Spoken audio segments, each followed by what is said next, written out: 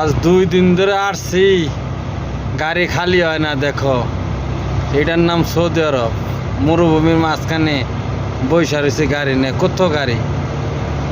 এখন যাইতেছি ছোট গাড়ি নিয়ে ইফতারের জিনিস আনার জন্য।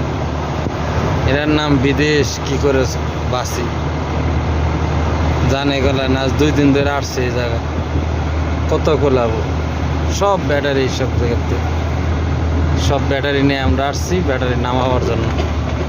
ঠিক আছে, আমারও পিছে গাড়ি আছে মনে হয় মোটামুটি 30টা। আরো তাহলে আমাকে 2 দিন লাগছে, তাদের কয়দিন লাগবে?